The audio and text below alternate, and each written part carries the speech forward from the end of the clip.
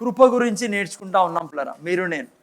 కృపలో ఇప్పుడు నేర్చుకుంటా ఉండేది ఏంటంటే, కృప ద్వారా ఏ విధంగా మీరు నేను పాపాన్ని జయిస్తాం. ఓకే, ఇప్పుడు నేర్చుకుంటా ఉండేది ఏంటి మా, మూడు భాగాలు కృప, మూడు భాగాల్లో మూడు ఏరియాస్లో పనిచేస్తుంది. ఒకటి, కృప ద్వారా రక్షింపడ్డాం, కృప ద్వారా కాపాడబడుతున్నాం, కృప ద్వారానే జీవిస్తూ ఉన్నాం మనము. సో అది నేర్చుకుంటా ఉన్నాం. మనం మూడో పోర్షన్లో ఉన్నాం, లివింగ్ బై గ్రేస్. కృప ద్వారానే మనం జీవిస్తూ ఉన్నాం. ఇప్పుడు ఉండే ముఖ్యంగా భాగం ఏంటంటే, మనం నేర్చుకుంటా అనేది కృప ద్వారా ఎలా పాపాన్ని జయించాలా. కృప ద్వారా మీరు నేను పాపము చేయకుండా జీవించవచ్చు. సో ఆ యొక్క చాలా ముఖ్యమైన భాగాన్ని నేర్చుకుంటూ ఉన్నాం. ఓకే, సో మనం రోమిల్ రాసిన పత్రికలో నుంచి కొన్ని ముఖ్యమైన విషయాల్ని మనం ఈరోజు నేర్చుకుందాం. జస్ట్ నేను చెప్పే ముందు ఒక విషయాన్ని మీకు చెప్పి లోపలికి వెళ్ళాలని ఆశపడతా ఉన్నా. ఎందుకంటే కొంతమంది కొత్త వాళ్ళు వచ్చింటారు, కొంతమంది అంత కొత్త వాళ్ళు లేరు, కొద్దిగా పాత వాళ్ళే ఉన్నట్లున్నారు అంతా. ఇప్పుడు నేను ప్రీచ్ చేస్తాండేది చాలా ఇంపార్టెంట్ విషయము. అయితే కొద్దిగా కఠినంగా మీకు అనిపించవచ్చు. నేను ఆల్రెడీ లాస్ట్ వీక్ కూడా ఇదే చెప్పా. ఇది మాంసం తిన్నట్లే. బైబిల్లో వాక్యాన్ని పాలతోనూ, అన్నంతోనూ, రొట్టెతోనూ, మాంసంతోనూ కూడా పోల్చడం జరిగింది. బైబిల్లో ఒక చోట దైవజనుడు అంటాడు, మీరు ఎంతకాలం ఇంకా పాలు తాగే పసిపిల్లల్లా ఉంటారు కదమ్మా. 15 ఏళ్ళ పిల్లోనికి 10 ఏళ్ళ పిల్లోనికి పాలు తాగితే ఎట్లుంటుంది, వాడి ఆరోగ్యం చెడిపోతుంది. 10 ఏళ్ళ పిల్లలకి ఏం తాపాలమ్మా, మాంసం తినిపిలా. ఓకే, అర్థమైందా? అప్పుడు ఆ శరీరానికి కావలసినవన్నీ లభిస్తాయి. సో ఇప్పుడు మీకు ప్రీచ్ చేస్తున్నది కొద్దిగా లైక్ హై లెవెల్గా ఉంటుంది భోజనం మీరు ఇంటనేటప్పుడు. అందుకే శ్రద్ధగా వినండి, తీసుకోండి, నిరుత్సాహపడకండి. రెండవది, ఇవి మీకు అర్థం కాకుంటే మీరు యేసు ప్రభుని ఆనందించలేరు, స్వర్గాన్ని భూమి మీద ఆనందించలేరు. ఇవి తెలియకుంటే, ఈ విషయాలు నేను చెప్పే విషయాలు మీకు మీ జీవితంలో పోకుంటే బేబీ క్రిస్టియన్ మాదిరే ఉంటారు. జీవితం అంతా అట్లే ఉంటుంది, కింద పైన. ప్లస్ సాతాను ఎప్పుడు నీ కాళ్ళ కింద ఉంటూ నువ్వు వాడి మీద పరిపాలించాలి అంటే, ఈ భూమి మీద నిజంగా దేవుళ్ళ నువ్వు బ్రతకాలి అంటే, నువ్వు ఈ భూమి మీద జీవిస్తూ దేవుళ్ళ అనుక్షణము ఆనందించాలని జీవితాన్ని, యేసు ప్రభు ఏం చేశాడో వాటన్నిటినీ నువ్వు ఆనందించాలి, అనుభవించాలి అంటే ఇటువంటి టీచింగే నీకు చాలా అవసరం.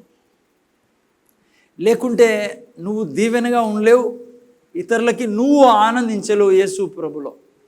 సో అందుకే డాక్టరీన్ ఇది ఆయన ప్రీచ్ చేయక తప్పదు. ఒక సంఘ కాపరి సంఘానికి ఈ విషయాలు తెలియజేయకుంటే ఆ సంఘము బలంగా ఉండదు, ఆ సంఘము ప్రభు చేసిన కార్యాలన్నీ ఆనందించలేదు. అందుకనే దయతో కోఆపరేట్ చేయండి, అక్కడిక్కడ చూడకుండా జాగ్రత్తగా వినండి. నేను ఎంత వీలైతే అంత ఈజీగా చెప్పాలని కోరుకుంటాను. ఓకే, సో ఎనీహౌ, రోమిల్ రాసిన పత్రిక చాలా ఇంపార్టెంట్ పత్రిక పిల్లరా. బైబుల్ అన్నిట్లో రోమిల్ రాసిన పత్రిక చాలా ఇంపార్టెంట్ పత్రిక. చాలా కష్టం అర్థం చేసుకునేది ఈజీగా. దీన్ని రెవల్యూషన్ నాలెడ్జ్ కలిగిన వాళ్ళే ఎక్స్ప్లెయిన్ చేయగలరు. మీకు ఇంకో విషయం చెప్తున్నా, ఈరోజు క్రైస్తవ సమాజంలో ఈ బుక్కుని అర్థం చేసుకోకపోవడం వల్లే కన్ఫ్యూజన్లో ఉండేది. అంత ఇంపార్టెంట్ పుస్తకం రోమిల్ రాసిన పత్రిక. సో అందుకనే యాక్చువల్గా నేను న్యాయంగా అయితే మీకు బైబిల్ స్టడీలో ఈ బుక్ తీసుకోవాలా. నేను లైక్ ఫ్రైడే రోజు మనం బైబిల్ స్టడీ చేసినప్పుడు ఒక్కొక్క వాక్యం, ఐ డోంట్ నో ఎప్పుడు అది జీవితంలో కుదురుతుందో, నాకు ఇప్పటికీ ఉంది, మా సౌండ్ వస్తుంది, ఐ డోంట్ నో. బట్ దేవుడు ఖచ్చితంగా చేస్తాడు ఒక దినం. నాకైతే చాలా కోరిక ఉంది. ఓకే, వాక్యం చెప్పాలా. రోమిల్ రాసిన పత్రిక, ఎఫెసీయులు రాసిన పత్రిక, అపోస్తుల కార్యాలు, ఐ డోంట్ నో, మనకు దొరికే 3 రోజులు నాకు ఇది వస్తుంది మా హమ్మింగో. గెయిన్ కోసమా ఎందుకో? ఇది కొద్దిగా ఆ సైడ్ తిప్పు బాబు, కొద్దిగా ఆ సైడ్ చేయి, ఫేస్ చేయండి, జాగ్రత్తగానండి. ఓకే, సో రోమిల్ రాసిన పత్రికలో మీరు చూస్తే మొదటి 5 అధ్యాయాలు, మొదటి 2 అధ్యాయాలు పాపం గురించి రాయబడింది. పిల్లరా, పాపము ఎలా ప్రవేశించింది, ఈ 5 అధ్యాయాలు కూడా పాపం గురించి రాయబడింది. కానీ మొదటి 2 అధ్యాయాల్లో పాపము ఎంత నష్టం చేస్తుందో రాయబడింది ఒక మనిషి జీవితంలో పాపము. ఆ తర్వాత పాపం వచ్చిన తర్వాత ఏం గతి పట్టాడు మనిషి అనేది కూడా మొదటి 2 అధ్యాయాలు రాయబడింది. మీరు ఇంటికి వెళ్ళి చదవండి మొదటి 2 అధ్యాయాలు రోమిల్ రాసిన పత్రిక. 3, 4 అధ్యాయాల్లో కృప గురించి రాయబడింది. ఓకే, సో ఈ 5 అధ్యాయాలు చాలా ఇంపార్టెంట్ అధ్యాయాలు. ఈ 5వ అధ్యాయం తర్వాత ఈరోజు నేను చెప్పాలా, 5వ అధ్యాయము లాస్ట్ వాక్యంలో చాలా మంచి మాట ఒకటి పౌలు గారు రాశారు. దాన్ని చదివి మనం 6వ అధ్యాయంలోకి వెళ్దాం. చదువుని 5:20 మరియు అపరాధమును విస్తరించున్నట్లు ధర్మశాస్త్రం ప్రవేశించెను, అయినను పాపము మరణమును ఆధారము చేసుకొని ఎలాగ ఏలెనో అలాగే నిత్య జీవము కలుగుటకై నీతి ద్వారా కృపయు మన ప్రభు అయిన యేసుక్రీస్తు మూలముగా ఏలు నిమిత్తము పాపం ఎక్కడ విస్తరించెనో అక్కడ కృప అపరిమితముగా విస్తరించెను. చాలు, ఈ తెలుగులో పెద్దగా ఉంది. ఓకే, ఇప్పుడు ఈ భాగాన్ని నేను చెప్పాలి. యాక్చువల్లీ ఇంగ్లీష్ బైబిల్లో 20 వాక్యం మీరు చూస్తే ఇదే ఉంది. ఏదిమా లాస్ట్లో చదువుతుంది, పాపం ఎక్కడ విస్తరించెను, పాపం ఎక్కడ విస్తరించునో అక్కడ కృప అపరిమితముగా విస్తరించును. ఓకే, సో ముందే చెప్పా, ఇది డాక్ట్రిన్, కొద్దిగా ధ్యానంగా వినాలా. పాపం ఎక్కడ విస్తరించునో అక్కడ కృప అపరిమితంగా విస్తరించును. అంటే ఏంటంటే, ఈ లోకంలో పాపం వచ్చి ఎంత నష్టం మనిషికి చేసిందంటే, మరణములో మనిషి ఇంకా జీవించేట్లుగా చేసింది పాపం వచ్చి. ఆదాము చేసిన పాపం వలన ఆ పాపము ప్రతి మనిషిలో వ్యాపించి ఎంత నష్టం చేసింది అంటే,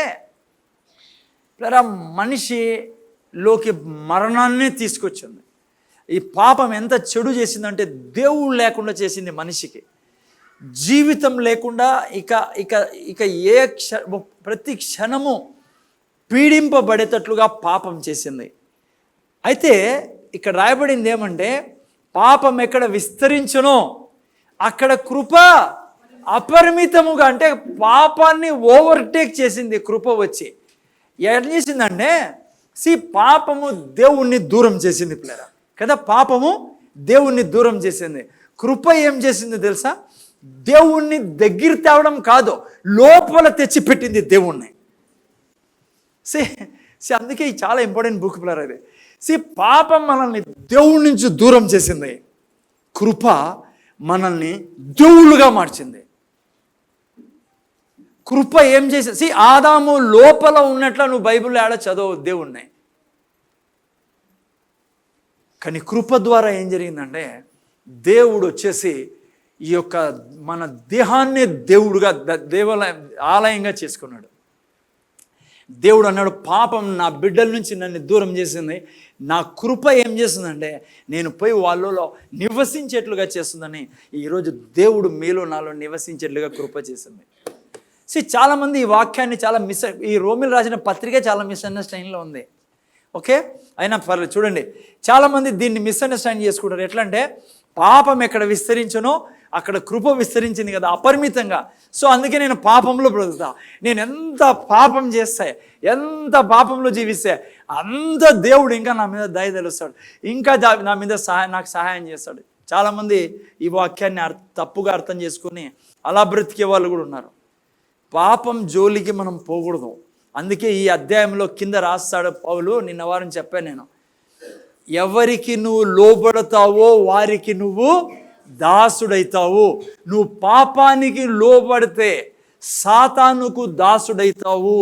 అంటే సాతాన్ని నువ్వు ఇన్వైట్ చేస్తావు పాపం చేస్తే. బైబిల్ ఒప్పుకోదు పాపం చేయడానికి.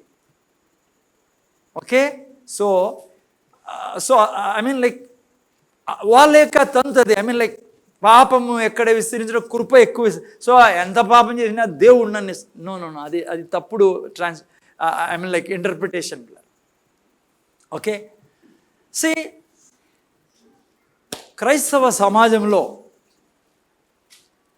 2 రకాల ప్రీచింగ్ ఉంది పిల్లరా.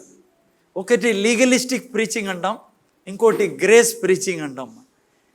ఓకే, లీగలిస్టిక్ ప్రీచింగ్ అంటే లీగలిస్టిక్ ప్రీచర్స్ ఎవరంటే వాళ్ళు ఎప్పుడు ఈ గ్రేస్ ప్రీచర్ని అపోర్ట్ చేస్తూ ఉంటారు. అంటే వాళ్ళు ఏమంటారంటే, మీరు ఈ కృప గురించి చెప్పి సంఘాలను లేకుంటే విశ్వాసాలను పాపం చేసేటట్లుగా మీరు చేస్తారు, పాపం చేసే లైసెన్స్ ఇస్తారు మీరు.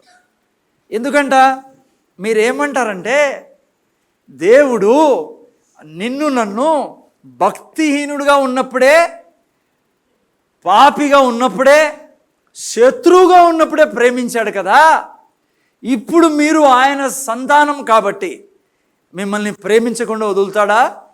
మీరు ఒకసారి పాపం చేసినా లేకుంటే కొన్ని పాపాలు చేసినా ఆయన మిమ్మల్ని వదిలిపెట్టడు, ఆయన కృప మీ నుంచి తొలగిపోదు, ఆయన దయ మీ మీద ఎప్పుడు ఉంటుందని మీరు చెప్తారు. కాబట్టి మీరు ఏం చేస్తున్నారు, సంఘానికి ఇలాంటి క్రైస్తవులకి లైసెన్స్ ఇస్తున్నారు ఏం చేసేదానికి, పాపం. లేదు మా, అబ్సల్యూట్లీ రాంగ్. అలా అనుకుంటారు వాళ్ళు, అందుకే లీగలిజం ఎక్కువగా ప్రీచ్ చేస్తూ అంటారు. ఆమె అర్థమవుతుందా?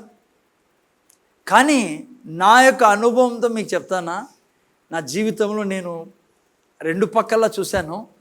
కానీ నిజంగా చెప్పాలంటే కృప, ఎందుకు ఈ పాప సండే స్కూల్ పోలా, ఈ పాప మొబైల్ తీసుకుంటుంది ఇప్పుడు,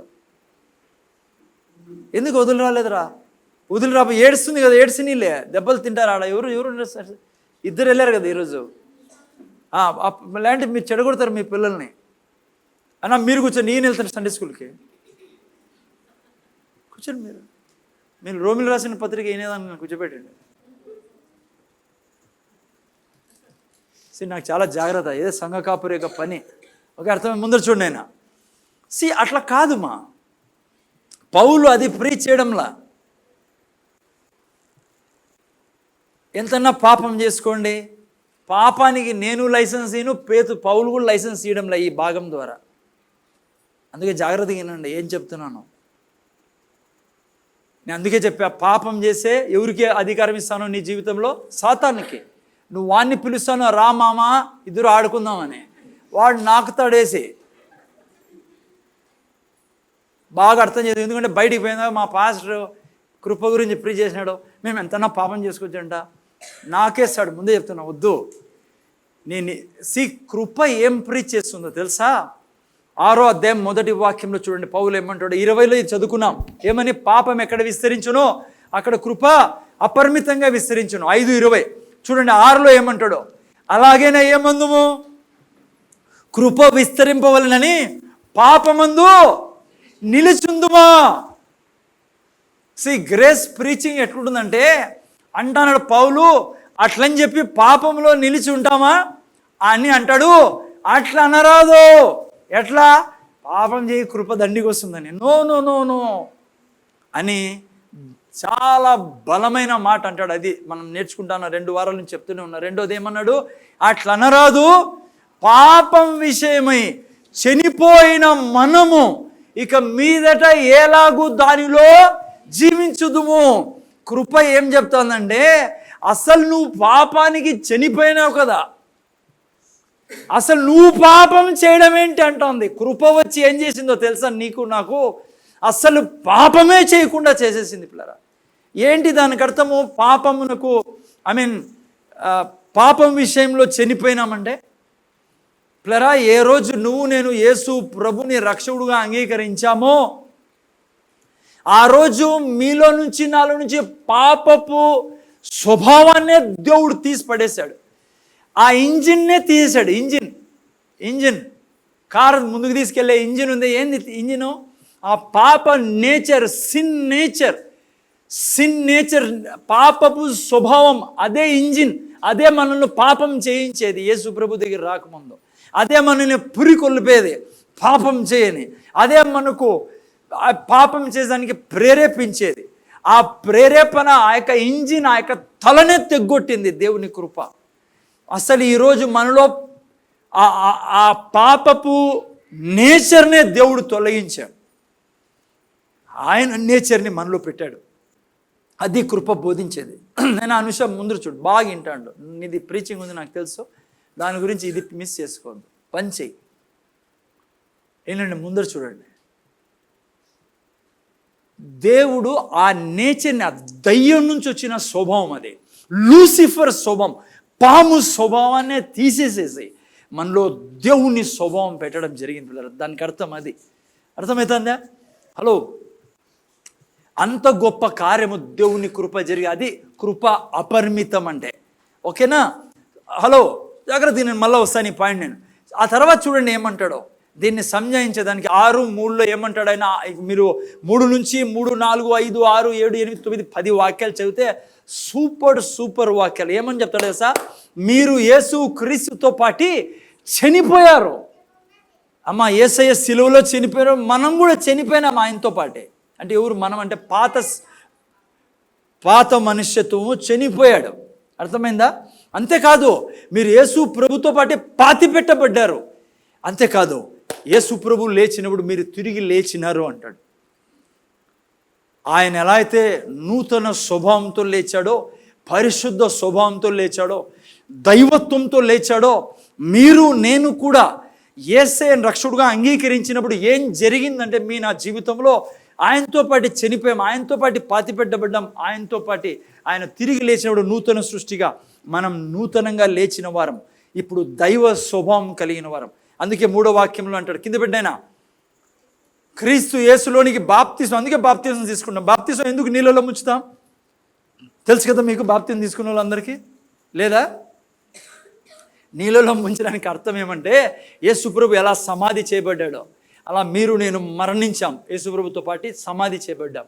అందుకే అక్కడంట, క్రీస్తు యేసులోనికి బాప్తిసం ఉంది, మనందరం ఆయన మరణంలోనికి బాప్తిసం పొందితివని మీరు ఎరుగరా? ఆ తర్వాత, కాబట్టి తండ్రి మహిమ వలన క్రీస్తు మృతుల్లో నుండి ఎలాగూ లేపబడెనో అలాగే మనమును ఏ జీవము? దేవుని జీవం. నేను ముందు మీకు చూపిస్తాను ఈరోజు దేవుడు వాక్యం ఏం చెప్తుందో నీకు నాకు. దేవుడు ఎలా చూస్తాడో నిన్ను నన్ను అంటాడో మీతో నాతో. ఓకే, సరే, ఓకే. ఏం రాబడింది ఇక్కడ? నువ్వు నేను ఆయనతో పాటు చనిపోయి ఆయనతో పాటు పాతి పెట్టబడ్డాం.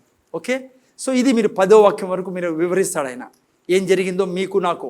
మతం కాదు మార్చినదే, మనము దేవుళ్ళుగా చేయబడ్డాం పిల్లరా.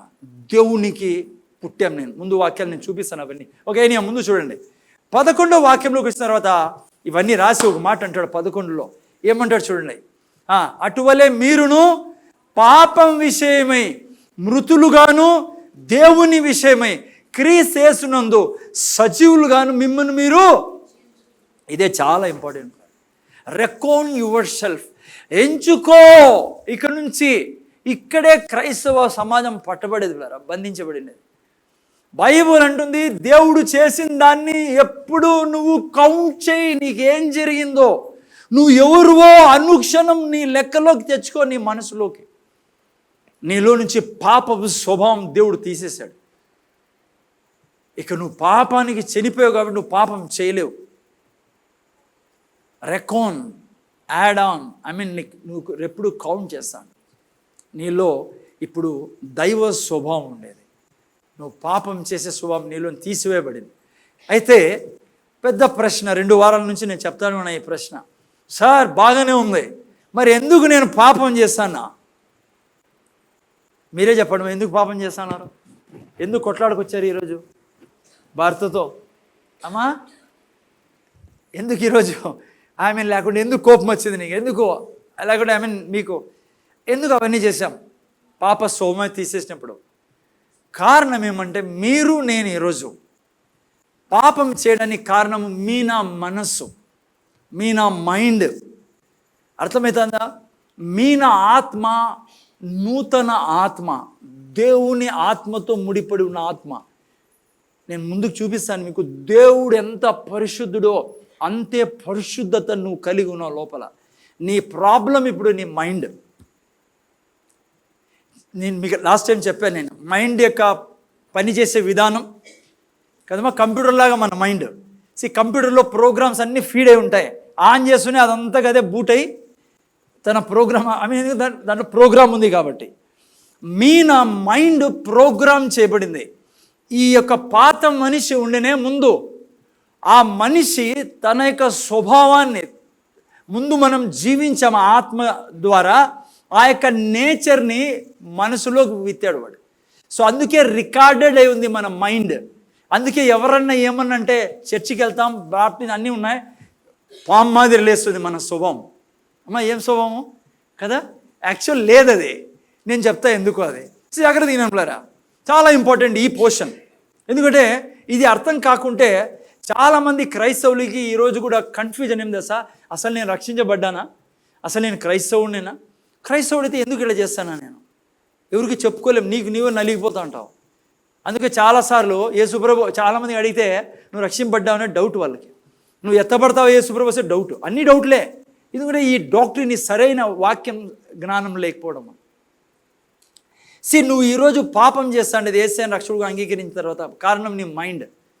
నీ మైండ్లో నేను చెప్పాను లాస్ట్ టైం కూడా, నువ్వు కారు నడిపే వాళ్ళు ఉన్నారు, మీకు కారు బీగం చూపిస్తూనే మీరు డ్రైవ్ చేసుకుని వెళ్ళిపోతూ ఉంటారు, మీకు ఎవరు ఇంకా ఏం అవసరంలే, మీ సబ్ కాన్షియస్ పని చేస్తూ ఉంటుంది.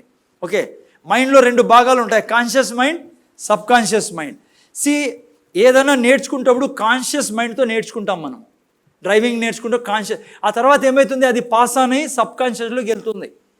మనిషి ఎప్పుడు సబ్ కాన్షియస్తో బ్రతుకుతాడు. ఇప్పుడు ఈ భూమి మీద 80% పనులు మనం చేసేది సబ్ కాన్షియస్ మైండ్. మైండ్లో 2 భాగాలు ఉన్నాయి, ఒకటి నేర్చుకునే భాగం, ఆ తర్వాత నేర్చుకునేదంతా లోపలికి వెళ్ళిపోతుంది, దాన్ని సబ్ కాన్షియస్ అంటాం.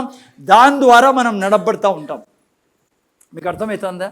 హలో, ఈరోజు ఏమి వేడి ఉంది మరి, నాకు అర్థం కాలే, నీళ్ళు లేవా దీంట్లో? ఓకే, ఏం ముందు చూడండి.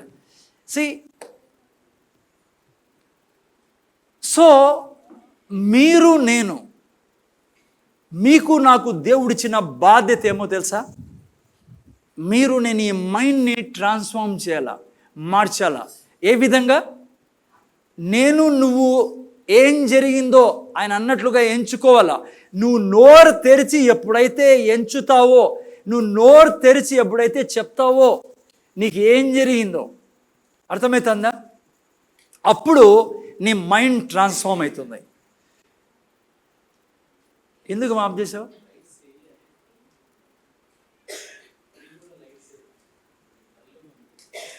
ఓకే, ముందు చూడండి ప్లేరా. యాక్చువల్గా నేను రేపు వారం అనుకుంటానా ఒక చాలా ముఖ్యమైన పోర్షన్ చెప్పాలని. ఏంటంటే వాక్యము చెప్పి నేను చెప్పా మీకు మైండ్ ట్రాన్స్ఫార్మ్ చేసేదానికి దేవుడు పెట్టాడు. మన మాట ద్వారా మన మైండ్ని కూడా క్రొత్త ఆత్మలాగా మనం చేసుకోవచ్చు. అదే బైబిల్లో రాయబడింది, అదే పద్ధతి. ఓకే, రేపు వారం ఐ డోంట్ నో, రేపు వారం అనుకుంటానా నేను ఒక ప్రాముఖ్యమైన విషయాన్ని చెప్పాలా. అంటే ఏ రకంగా మనం మనసును కొత్తగా చేసుకోవచ్చు, ఏం మాట్లాడి చేసుకోవాలని. జస్ట్ మీకు ఉదాహరణ ఇస్తా, ఏం చెప్పాలనుకుంటున్నాను రేపు వారం. మీకు తెలుసా, ఈ ప్రపంచంలో అనేక మంది దేవుళ్ళు దేవతలని చాలామంది లేరనుకోండి, ఒకడే దేవుడే. కానీ వాళ్ళ ప్రకారం తెలుసా, అందరి చేతుల్లో ఆయుధాలు ఉంటాయి. అందరు అర్థమైంది నేను ఏం చెప్తున్నాను? దేవుళ్ళు అందరి చేతుల్లో ఆయుధాలు ఉన్నాయి.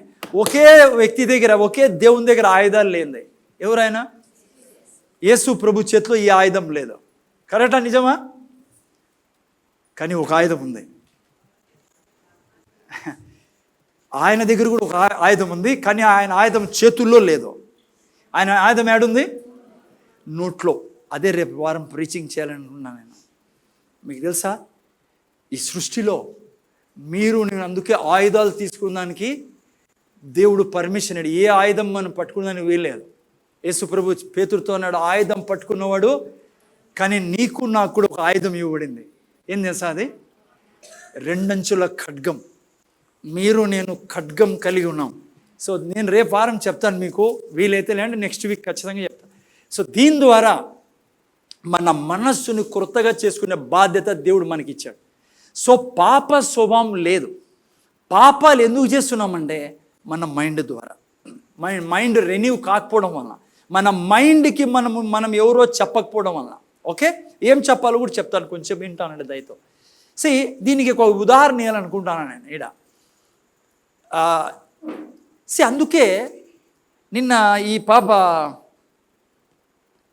రేఖ వాళ్ళ డాడీ వచ్చాడు. పాప రేఖ వాళ్ళ డాడీను వాణి భర్త ఇద్దరు వచ్చారు.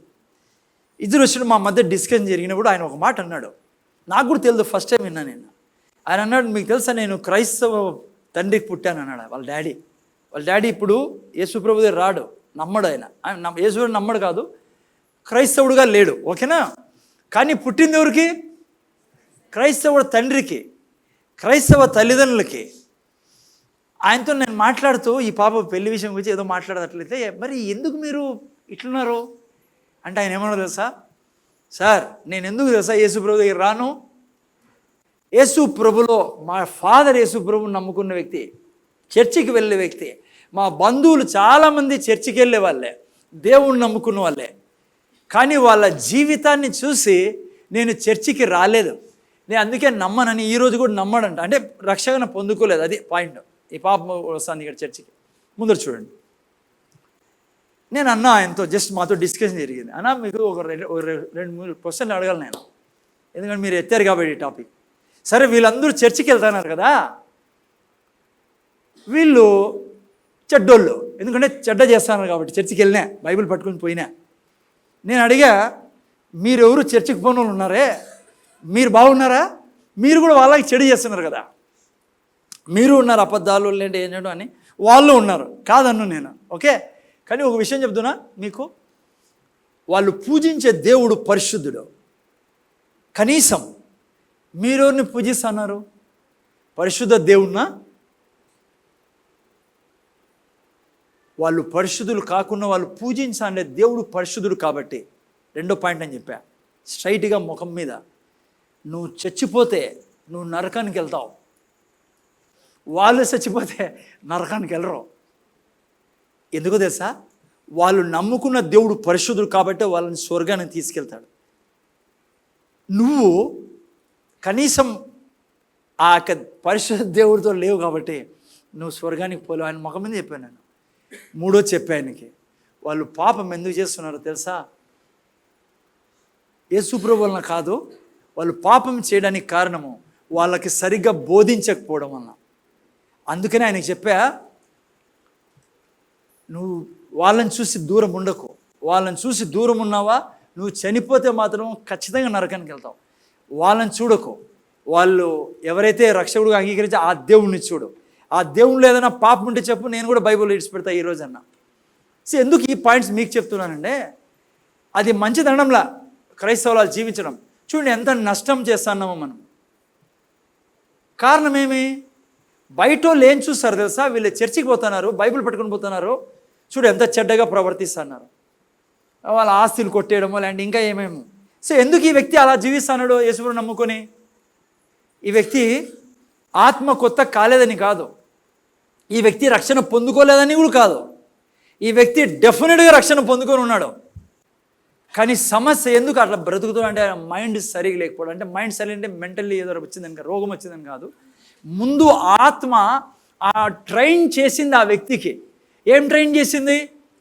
రే ఎంత దొరికితే ఎంత దోచుకోరా, ఎవడికి ఉన్న పర్లా, ఏమనుకున్న పర్లా. అరే యేసుప్రభు ఎవరన్నా ఏమని అనుకో, నువ్వు తీసుకో. ఎవరు ఎక్కడుంది అది అంతా? డిపాజిట్ మనసులో. అందుకనే క్రైస్తవుడు పాపం చేసేది పిల్లరా, ఈవెన్ యేసుప్రభులోకి వచ్చినా కూడా. అందుకే దేవుడు అన్న అసహించుకోడు. ఎందుకు చెప్పండి? ఆత్మ కొత్తగా అయింది, మనస్సు పాతగా ఉంది కాబట్టి దేవుడు అసహించుకోడు. కానీ దేవుడు ఏం చేస్తున్నాడు, ఇక్కడ తీసుకొచ్చి ఆ వ్యక్తితో మాట్లాడడం మొదలు పెడతాడు. ఆ వ్యక్తికి దేవుడు తన వాక్యం ద్వారా తన మైండ్లో రెన్యూవల్ తీసుకొస్తాడు.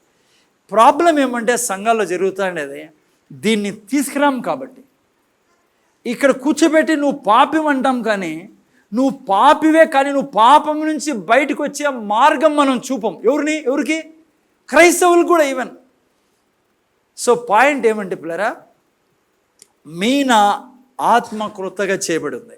ఈరోజు నా ప్రాబ్లం ఏమో తెలుసా? మనస్సు. ఇంకోటి చెప్తున్నా, నువ్వు మనస్సుని క్రొత్తగా చేసుకోకుంటే, వినండి, వాక్యం ద్వారా నువ్వు ఎవరో నీ మనస్సుకి నువ్వు చెప్పకోకుండా, నువ్వు వాక్యం ఏం చెప్తుందో నీ గురించి చెప్పకోకుండా నువ్వు మనస్సును అట్లే పెట్టుకుంటే, నువ్వు చనిపోయేంత వరకు కూడా దేవుడు చెప్పినట్టు పరిశుద్ధంగా జీవించలేవు. నీ చేత కాదు. అందుకే చాలా అవసరము నీ మనస్సుని రూపాంతరం చేయడం. ఏం చెప్పి మళ్ళీ చూసుకుందాం ఏం చెప్పాలో. వాటిని మీకు తెలుసు అనుకో ఏం చెప్పాలో మీకు కదా. బైబిల్ ఏం చెప్తుందో అది చెప్పాలా. నీ గురించి నువ్వు ఎవరో చెప్పాలా మనస్సుకి. ఆత్మ కొత్తదే, ఆత్మ పరిశుద్ధమైంది. ఎంత పరిశుద్ధమైందో మీకు కొద్దిసేపులో ఒక వాక్యం చూపిస్తాను, మీకు ఆశ్చర్యం వేస్తుంది. నువ్వు ఎవరో నీకు తెలిస్తే నీకు ఆశ్చర్యం. అంత గొప్పగా చేయబడ్డాం మీరు. నేను ఆల్రెడీ స్టార్టింగ్లో చెప్పాను. నేను కృప ఏం చేసిందంటే దేవుణ్ణి దగ్గర తెచ్చేది కాదు, దేవుణ్ణి లోపల పెట్టేదే కాదు, దేవుని నేచర్నే మనకిచ్చింది. ఓకే, సో అక్కడ ఉండండి, మళ్ళీ ఇక్కడికి వస్తాం ఈ పాయింట్. దీని తర్వాత ఒక ముఖ్యమైన భాగాన్ని మీకు నేను చెప్పాలా. ఓకే, ఇది చాలా కన్ఫ్యూజన్ పోర్షన్ ఇప్పుడు నేను చెప్పేది కూడా. దీన్ని సరిగ్గా ఈ చర్చ అర్థం చేసుకోవాలా. ఎందుకంటే నాకు తెలుసు చాలామంది ప్రీచర్స్ కూడా కన్ఫ్యూజన్ అయింది. ప్రీచర్స్ కూడా దీన్ని తీసుకొని కన్ఫ్యూజ్ అయిపోయి సంఘాన్ని కన్ఫ్యూజ్ చేసిన ఉన్నారు. ఏ అధ్యాయం చేస్తా 7వ అధ్యాయం తీసి 7వ అధ్యాయం తీసి పెట్టాను నేను. మళ్ళీ ఇటుకు వస్తాను నేను, ఏదాన్ని కన్ఫ్యూషన్ మీదకి వస్తాను. ఓకే, వింటానండి. 7వ అధ్యాయంలో మీరు చూసినట్లయితే ఇప్పుడు ఏం చూసుకున్నాం మనము? పాపం కొరకు మనము చనిపోయి ఉన్నాం. 7వ అధ్యాయం 15 నుంచి చదువుదాం మనం. ఓకే, పాపం కొరకు ఏమై ఉన్నాం? రోమిలు రాసిన పత్రిక 7వ అధ్యాయం చనిపోయి ఉన్నామని చెప్పాడు కదా పౌలు, అంటే బైబిల్ అంటుంది కదా. కానీ ఇక్కడ ఏమంటాడు చూడండి, 7వ అధ్యాయం 15. ఏలయనగా నేను చేయునది నేను ఎరుగను. చూసారా, నేను చేయునది నేను ఎరుగను. వాకిలు తీసే అంకుల్ వాకిలు తీసేసేయండి. నేను చేయు నిశ్చయించినది చేయక ద్వేషించున్నదే చేయుచున్నాను. చాలా important portion please understand. Like ఏం చెప్తున్నాడు?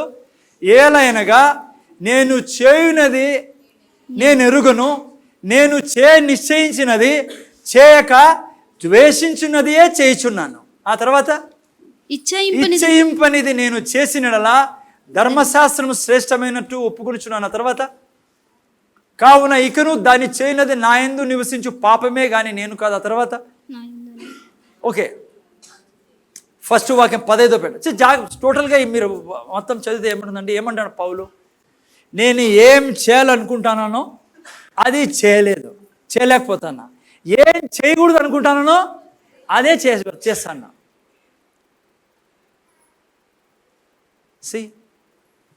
దీన్ని తీసుకొని చాలామంది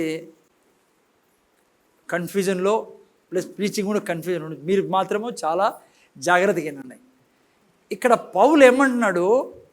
నేను ఏం చేయాలనుకుంటానో అది చేయలేకపోతానా, ఏమి చేయకూడదు అనుకుంటానో కదా. మీరు కూడా అంటారు ఇదే సార్ నాతో కూడా ఉండేది సమస్య. జాగ్రత్తగా వినండి. ఎవరి గురించి ఇది రాస్తాండి? ఏదైనా విశ్వాసి గురించా లేకుంటే అవిశ్వాసి గురించా? ఎవరి గురించి? విశ్వాసి గురించి. ఇంకా ఎవరైనా అవిశ్వాసి గురించా? అక్కడ ఉన్నారు ఎవరైనా? ఓకే, నేను చూస్తాను, మీకు చూపిస్తా ఎవరి గురించి చెప్తాను. Okay, don't worry. ఇది కూడా చాలా ఇంపార్టెంట్ పోర్షన్. 19 నుంచి చదువునాయన. ఇప్పుడు నేను చేయగోరు మేలు చేయక కీడే చేయుచున్నాను. ఆ తర్వాత చదువు.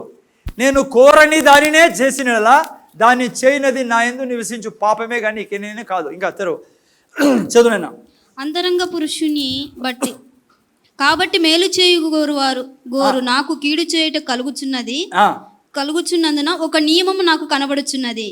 అంతరంగ పురుషుని బట్టి నేను ధర్మశాస్త్రమునందు నేను ఆనందించుచున్నాను గాని వేరొక నియమం నా అవయములో ఉన్నట్టు నాకు కనబడుచున్నది. అది నా మనసునందు ధర్మశాస్త్రముతో పోరాడుచు నా అవయంలో ఉన్న పాప నియమునకు నన్ను చేరపట్టి లోపరుచుకొనుచున్నది. అయ్యో, నేనెంత దౌర్భాగ్యుడను! ఇట్టి మరణమునకు లోనగు శరీరము నుండి నన్నెవడు విడిపించును? మన ప్రభు అయిన యేసుక్రీస్తు ద్వారా దేవునికి కృతజ్ఞతాస్తుతులు చెల్లించున్నాను. కాగా మనసు విషయంలో నేను దైవ నియమును, శరీర విషయంలో పాప నియమునకు దాసునై ఉన్నాను. ఓకే, ముందర చూడండి. నేను ఆల్రెడీ చెప్పాను డాక్టర్. విషయం ఏమంటే పౌలు టోటల్గా ఏం చెప్తున్నాడంటే ఇక్కడ నేను ఏమి చేయాలనుకుంటానో అది చేయలేకపోతానా, ఏది చేయకూడదు అనుకుంటానో అదే చేస్తానా. ఓకే, ఎవరి గురించి ఇది రాయబడిందంటే చాలామంది విశ్వాసుల గురించి అన్నారు. సో దీని ప్రకారం పౌలు ఏం చెప్పాలనుకుంటున్నాడు? క్రైస్తవుడు పరిశుద్ధంగా జీవించలేడనా, లేకుంటే బైబిల్ చెప్తానట్లుగా క్రైస్తవుడు ప్రవర్తించలేడు, జీవించలేడనా? మీలో చాలామంది ఇప్పుడు అన్నట్లుగా, అవును బ్రదర్ అదే పరిస్థితి మాది, ఏంది చేయకూడదు అనుకుంటున్నాను అదే చేస్తాను, నాకు అనిపిస్తుంది చనిపోయేంత వరకు నా పరిస్థితి ఇంతేనేమో, చనిపోయిన తర్వాతే ఏమన్నా పాపం చేయడం ఆపగలను, ఇప్పుడైతే అసంభవం అనిపిస్తుంది మనందరిలో ఉంటుంది ఈ భావన. వేరే మతాలన్నీ చెప్పేది ఏమంటే చనిపోయిన తర్వాతే పాపం చేయడం అనేది మానబడుతుంది అని. కానీ క్రైస్తత్వం ఒప్పుకోద్దు దీన్ని. క్రైస్తత్వం బైబిల్ ఏమంటుందంటే నువ్వు బ్రతికుండగానే పాపము చేయకుండా జీవించే జీవితం నీది. అందుకే వాటికి మనకి తేడాదే. వాళ్ళంటారు చనిపోయిన తర్వాతనే నువ్వు పాపం చేయకుండా ఉండగలవు. బైబిల్ ఒప్పుకోదు. బైబిల్ అంటుంది నువ్వు బ్రతికుండగానే పాపము లేనివాడిగా పాపము చేయనివాడిగా బ్రతకాలి. కానీ ఈ స్టేట్మెంట్ ఏంటి? పౌలే చెప్తున్నాడు కదా, నేను ఏది చేయాలనుకుంటానో అది చేయలేకపోతానా, ఏది చేయకూడదు అనుకుంటానో అదే చేస్తానా. ఇది క్రైస్తవుల గురించి కాదు పౌలు చెప్తా ఉండేది. క్రైస్తవుల గురించే పౌలు చెప్తా ఉంటే 6:14 పౌలు ఏమన్నాడు? పాపము మిమ్మల్ని ఏలనీకండి అన్నాడు. అక్కడ పాపం ఏలనీకండి అని ఇక్కడ అంటాడా? నేను ఏం చేస్తా, ఏం చేయాలంటే చేయలేకపోతానా, ఏంది చేయకూడదంటే అది చేస్తానా. ఇది రక్షింపబడిన విశ్వాసి గురించి కాదు చెప్తా ఉండేది. మళ్ళీ ఎవరి గురించి సార్? అవిశ్వాసి గురించా? కానే కాదు. ఎందుకంటే వాడు ఎప్పుడెప్పుడు పాపం చేయాలని ఉంటాడు. పొద్దున్న లేసనే ప్రోగ్రామ్ వేసుకుంటాడు. ఎవరిని మీద మోసం చేయాలా, ఎవరికి అన్యాయం చేయాలా, ఏడ కొట్టేయాలా, ఎవరిని చీట్ చేయాలా, ఎట్లనే చేసి నేను బాగుంటే చాలు, ఆ తర్వాత నా పిల్లలు బాగుంటే చాలు. వాడు పాపంలో ఉండే వ్యక్తి పాపం గురించే ప్రోగ్రాం. అయితే ఇప్పుడు రక్షింపబడిన వ్యక్తి గురించి కాదు ఇక్కడ రాయబడింది అంటానా, పాపి గురించి కూడా కాదంటానా. మరి ఎవరి గురించి రాయబడింది ఇది? ఎవరి గురించి? సాతాను ఎందుకు చేస్తాడు తల్లి? ఎవరు దొరుకుంటే వాడిని yeah yeah yeah okay Chintu దగ్గర వస్తాం.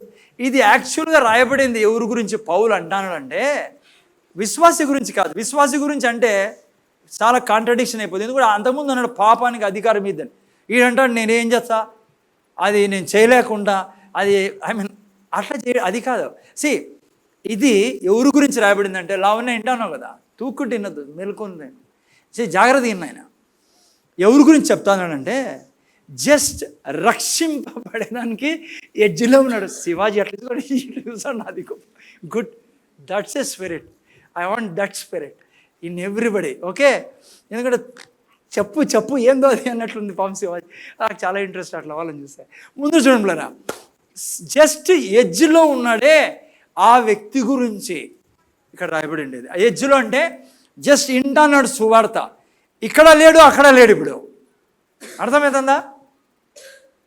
ఎందుకంటారా? అన్యుడు కాదు. ఎందుకంటే ఇక్కడ ఏమంటాడు, ఇప్పుడు మనం చదువుకున్నాం, దైవ నియమమునకు ఆయన ధర్మశాస్త్రంతో నేను ఆనందిస్తున్నాను అంటున్నాడు. అన్యుడు ధర్మశాస్త్రం ఆనందించాడు. ఓకేనా? ఈ వ్యక్తి ఎవరంటే వాక్యం వింటాన్నాడు, ఆనందిస్తాడు, కానీ దాట్లే ఆ గేటు. సువార్త వినపడుతుంది, సువార్త వింటాన్నాడు, ఇంకా డిసిషన్ తీసుకొని వ్యక్తి పిల్లరా. అందుకే దైవ నియమం నాకు ఇష్టంగా ఉంది, కానీ నేను చేయలేకపోతాను, ఏం చేయాలో ఏం చేయకూడదు అదే చేయిస్తానని. జాగ్రత్త, జస్ట్ ఎగ్జాంపుల్ ఇస్తాను. మీరు నేను అందరూ ఈ స్థితిలో అయ్యి వెళ్ళాం పిల్లరా. ఉదాహరణకు నేను చెప్తాను వినండి నా జీవితం గురించి. నేను మీకు బాగా తెలుసు, పాతోళ్ళకి నేను చాలాసార్లు చెప్పాను, పక్క పూజారిని. నేను చాలా విగ్రహారాధన ఉండేవాడిని, రోజు చాలాసేపు పూజ చేసే వెళ్ళేవాడిని. నేను నమాజ్ కూడా వెళ్ళిన వ్యక్తిని, మీకు తెలుసు. అయితే నేను ఆర్మీలోకి వెళ్ళిన తర్వాత అక్కడ పరిస్థితి, అక్కడ ఈ చావులు ఇవన్నీ చూసి నేను ఎప్పుడు ఎగిరిపోతానని భయం పట్టుకోండి నాకే. ఎందుకంటే పిట్టల పడిపోయినట్టు పడిపోతాను నా చుట్టుపక్కల వాళ్ళు. నేను చెప్పాను, నాకు సరిగ్గా ఫిగర్ లేదు తెలియదు, కానీ 22 మందో నాతో ఉన్న వాళ్ళు చనిపోయారు ప్లేరా. నా దగ్గర లిస్ట్ కూడా ఉంది ఇంట్లో, దాదాపు 22-21 నాకు మర్చిపోతానేమో. ఓకే, ఎనీహౌ అట్లా మూమెంట్ అది. దాంతోపాటు నేను క్రైస్తవురాల్ని పెళ్లి చేసుకున్నా. సరే ఈమెకు చెప్పాను నేను, నువ్వు మాత్రం ఇదంతా చల్ల, నేను హిందూ రీతిగానే పెళ్లి చేసుకున్నాను కావాలండి. వాళ్ళ డాడీకి చెప్పాను నేను చెప్పాను, నేను అసలు నాకు క్రైస్తవులు ఇష్టం లేదు, క్రైస్తవ వివాహం ఇష్టం లేదు, ఇస్తే మీ పిల్లలు నేను చెప్పినట్లు ఇవ్వండి అని నేను హిందూ ప్రకారం పెళ్లి చేసుకున్నా. పెళ్లి చేసుకోవడం పక్కన పెట్టండి, ఈమె పేరే మార్చేసిన నా డాక్యుమెంట్స్లో. ఆర్మీ డాక్యుమెంట్లో మేరేంటి ఎవరో తెలియదు వాళ్ళకి, రేవతి అని పేరు పెట్టే ఈమెకి. అస్సలు ఆ కత్తే వద్దు మనకి, యా కథ బ్రిటిష్ వాళ్ళు దేవుడు ఆలమాకి, మేము ఇండియా వాళ్ళము. సరే నేను చాలా చేశాను బ్రదర్, చాలా అపోజ్ చేసామని నీకు యేసుప్రభుని, అంటే క్రైస్తత్వాన్ని, జనరల్లీ యేసుప్రభు గురించి కాదనుకోండి. అయితే ఎప్పుడైతే సువార్త నా దగ్గరికి వచ్చిందో, పెద్ద యుద్ధం ఇప్పుడు ఈ వ్యక్తి మాదిరే. ఏంటది? ఆ వాక్యాలన్నీ వింటా అంటే చాలా ఇష్టంగా ఉంది నాకు. ఏంది? నేను పరిశుద్ధంగా జీవించాలా. నాకు అర్థమైపోయింది ఈ గుంపు అంతా ఎట్లాదో. యా గుంపు? మీరు అర్థం చేసుకోండి, యా గుంపు. మరి ఈయన పరిశుద్ధుడు, పాపం లేనివాడు, నిజంగా కదా, నేను పాపిని కదా, ఆయన ఏ పాపం. ధర్మశాస్త్రం అంటే తన వాక్యం నాకు ప్రీతిగా ఉంది. కానీ అదే సమయంలో పెద్ద యుద్ధం ఏం తెలుసా? ఇప్పుడు నేను చర్చికి పోతే, ఆర్మీలో ఉన్నా, నా స్నేహితులందరూ అడుగుతారు, ఏరా అడిగిపోతాను ఈ మధ్య, మాతో రావే, ఏరా మార్చుకున్నావా, లేదంటే బంధువులేమంటారు, లేదంటే సరే ముఖ్యంగా ఆర్మీలో ఉన్నప్పుడు చాలా లైక్ కష్టం పిల్లరా ఆడ లైక్ ఇట్లాంటివి చల్లవు. నిజం చెప్పాలంటే స్నేహితులు ఉన్నారు చుట్టుపక్కల, ఏం చేయాలా? నేను చెప్తున్నా మీకు, అంటే షార్ట్కట్లు చెప్తున్నా. నేను అనుకున్నా, ఎవడు రాని రాకపోని, ఎవడు నన్ను ప్రేమించకపోని, నాకు అర్థమైంది నేను పాపాత్మని, యేసు ప్రభు పరిశుద్ధుడు, ఈయన తప్ప నన్ను పాపం నుంచి, మరణం నుంచి, పెద్ద ఈ దీనిల నుంచి విడిపించేవాడు ఎవరు లేరని నేను ఏం చేశాను తెలుసా? నిర్ణయం తీసుకుని యేసు ప్రభువుని రక్షకుడుగా అంగీకరించాను. లేకుంటే అంతవరకు ఏముండేది? ఆ వ్యక్తి గురించి పౌలు అంటాండేది ఇక్కడ. దీన్ని తీసుకుని పోయి మనోళ్ళు అందరి మీద పూస్తా అంటారు. పాపం చేయకూడదు అనుకుండా చేసి ఏం చేస్తాం? మన చేతిలో ఏముంది? నీ చేతిలోనే ఉండేది, నువ్వు పాపం చేయకుండా బ్రతికేదానికి. ఇప్పుడు నేను ప్లేయర్ ముఖ్యంగా, సో ఈ పోషన్ అది కొత్తగా వస్తున్నారే వాళ్ళ గురించి. అంటే ఇంకా ఎడ్జ్లో ఉన్నాడు, విన్నాడు, ఇంకా కంటిన్యూగా 2-3 సార్లు చెప్పే దుంకేస్తాడు ఆ సైడ్, ఆ సైడ్కి, మన సైడ్కి. ఓకేనా? అందరు చూడండి. ఒక పెద్ద సమస్య ఏమంటే క్రైస్తవుల మధ్య అసలుకి రక్షణ పొందినప్పుడు ఏం జరిగిందో తెలియకపోవడమే ప్లేయర్. చాలా మందిని మీరు అడగండి, అసలు నువ్వు యేసుప్రభువుని నమ్ముకున్నప్పుడు ఏం జరిగిందా అంటే, ఏం జరిగింది? యేసుప్రభువుని నమ్ముకున్నా అంతే, ఆ తర్వాత చర్చికి పోతాను అంతే. ఏందో చాలామందికి చాలా డీప్ విషయాలు తెలియపులేరా. మీరంటే విన్నాను కాబట్టి మాకు తెలుసులేదు సార్ అనొచ్చు మీరు. ఏం జరిగింది ఆ రోజు? ఎప్పుడైతే నువ్వు యేసు క్రీస్తుని ప్రభు అన్నావో, 4 వాక్యాలు నేను చదువుతాను, చూపిస్తాను మీకు ఈరోజు. నువ్వు ఆ రోజు లిటరలీ ఒక అమ్మ నాన్నకు పుట్టినట్లుగా 9 నెలల తర్వాత నువ్వు జన్మించావు. ఆత్మ అనేది కొత్తగా జన్మ ఎత్తింది మా. అందుకే చూడండి 4 వాక్యాలు చాలా ఇంపార్టెంట్ వాక్యాలు జన్మ గురించి. యోహాను సువార్త 1:12. నేను మళ్ళీ వస్తాను మీకు మైండ్లో ఎట్లా జీవించాలా, ఏం చేయాలని. 1:12 చదువు. నేను యోహాను సువార్త 1:12. తన్ని ఎందరు అంగీకరించరో, ఏ రోజు నువ్వు అంగీకరించావు? ఏం అంగీకరించావు? యేసే ప్రభువు, యేసే నా పాప పరిహారం అని ఎప్పుడైతే నువ్వు అంగీకరించావో, అనగా తన నామమందు, అంతకుముందు అనేక నామాలు నువ్వు విశ్వసించావు, కానీ ఏ రోజు నువ్వు యేసుక్రీస్తుని ప్రభు అన్నావో, తన నామమందు విశ్వసించిన వారికి ఏమిచ్చాడంట ఆయన? దేవుని పిల్లలగుటకు అధికారం అనుగ్రహించి. నువ్వు ఆ రోజు నుంచి దేవునికి కుమారుడివి, కుమార్తెవి. మీ అమ్మా నాన్నకు పుట్టినొచ్చు నువ్వు ఆ రోజు నుంచి దేవునికి పుట్టిన బిడ్డవు. అందుకే తను ఏమంటాడు తర్వాత? వారు దేవుని వలన పుట్టిన వారే. కానీ ప్లీజ్ అర్థం చేసుకోలేదంటే పాపం చేయకుండా మీరు ఉండలేరు. సాతాన్ని కాలు కింద పెట్టుకోకుండా మీరు జీవించలేరు. వాడు మీ మీద అధికారం చేస్తాడమ్మా. మీకు సత్యం తెలియకపోవడమే వానికి బలం. నువ్వు ఎవరు ఈరోజు? దేవుని వలన పుట్టిన వారే కానీ రక్తం వలనైనను, శరీరచ అంటే ముందు మీ అమ్మ నాన్నకు వచ్చింటివే, లోపలికి బయటకు వచ్చింటివే, వాళ్ళలో ఆత్మ ఉండేనే, ఆదాం నుంచి వచ్చిన ఆత్మ. ఆ ఆత్మ కానే కాదు ఇప్పుడు నువ్వు. ఇది మతం కాదు, ఇది జన్మ, క్రొత్త జన్మ. తిరిగి జన్మించాలా. యేసుప్రభు అన్నాడు నికోదేమోసు, తిరిగి జన్మిస్తేనే నువ్వు దేవుని రాజ్యంలో ప్రవేశిస్తావు, లేకుంటే సైతాన్ రాజ్యంలో ఉన్నావు నువ్వు ఆల్రెడీ. నిన్న వారం శుక్రవారం చూపించా 1:13 కొలస్సీయులకు రాసిన పత్రిక. ఇదేదో కాస్ట్ మారడం కాదు, రిలీజన్ మారడం కాదు. ఇది మన సృష్టి అంతా ఆదాములో నుంచి వస్తాండేది.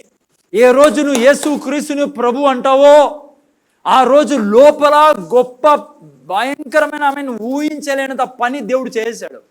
అదేంటంటే నీలో ఉన్న ఆ యొక్క నేచర్, ఆ యొక్క పాపపు ఆత్మని దేవుడు తీసి పడేసి ఆ రోజు ఏం చేశాడు, తనలోనున్న ఆత్మను పెట్టాడు నీలో.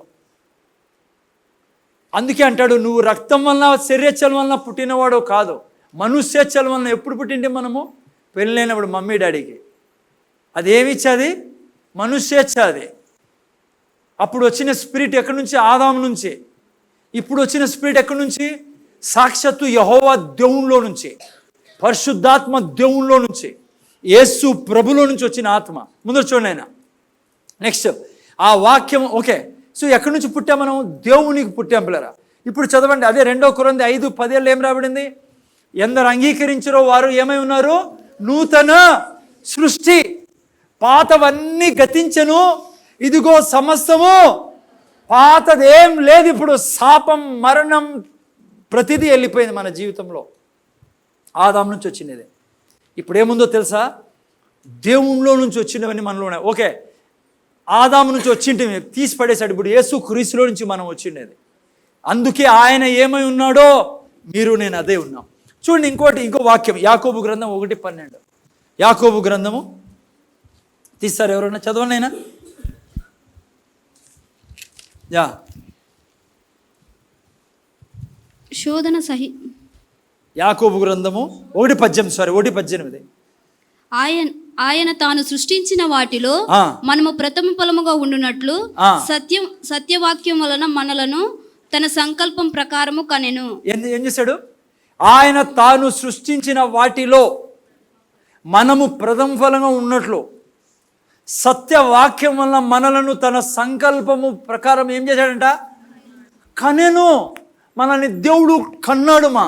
అందుకే మనలో పాప స్వభావం లేదు, ఇప్పుడు దైవ స్వభావం ఉండేది.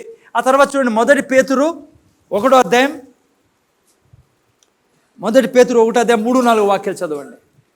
చూడండి, మన ప్రభువగు యేసుక్రీస్తు తండ్రి అయిన దేవుడు స్తుతింపబడును గాక. మృతులలో నుండి యేసుక్రీస్తు తిరిగి లేచుట వలన. జాగ్రత్త వినాలా, ప్రతి కంటెంట్. యేసు ప్రభువు ఎక్కడి నుంచి, మృతుల్లో నుంచి తిరిగి లేవడం వలన జీవముతో కూడిన నిరీక్షణ మనకు కలుగును. చూసారా, జీవంతో కూడిన నిరీక్షణ. ఇంక నుంచి జీవం కలిగిన వారం మనము.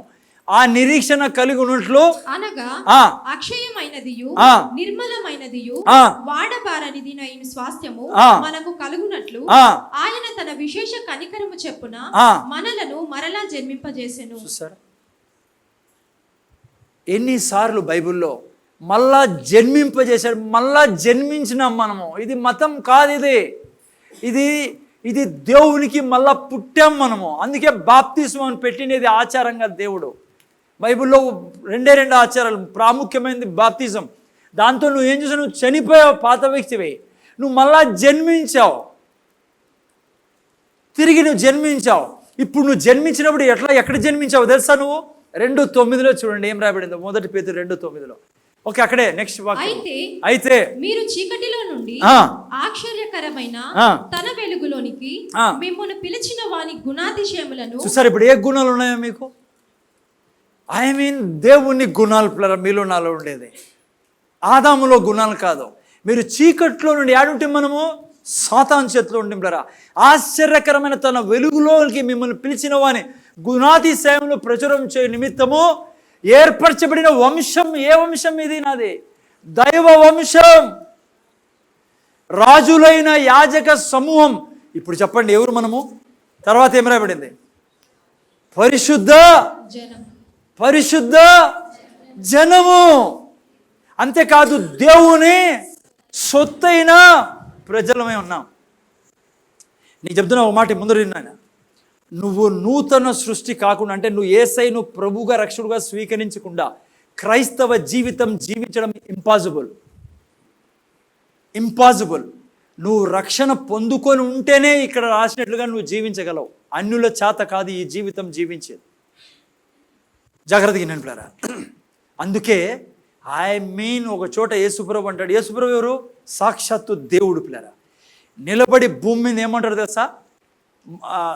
సర్వనంద మౌంట్, తెలుగులో సర్వనంద మౌంట్ ఏమంటారు?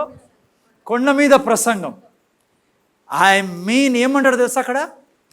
యేసుప్రభు నిలబడి మత్తయి సువార్త 5వ అధ్యాయం, ఇంగ్లీష్లో పెట్టండి, తెలుగులో ఎవరైనా చదవండి. మత్తయి సువార్త 5వ అధ్యాయం చాలా పవర్ఫుల్ వాక్యం. దీన్ని నా జీవితాన్ని జంప్ చేపించే వాక్యం పులారా. నువ్వు ఇంటానే ఈ వాక్యం పులారా. నిజంగా దేవుని కృప.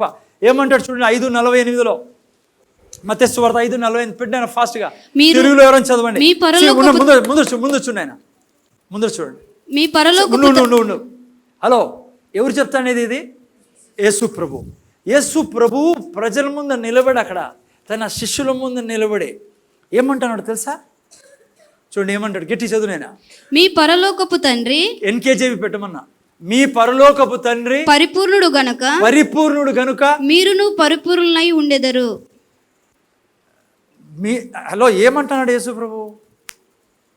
ఆయన యాక్చువల్ తెలుగులో పరిపూర్ణ రాయబడింది పిల్లలు, అది కూడా మంచిదే. కానీ ఇంగ్లీష్లో ఏం రాయబడింది తెలుసా? కేజేవి పెట్టుమా. కేజేవి వర్షన్లో చూడు. హలో, యేసు ప్రభు ఏమన్నాడు తెలుసా?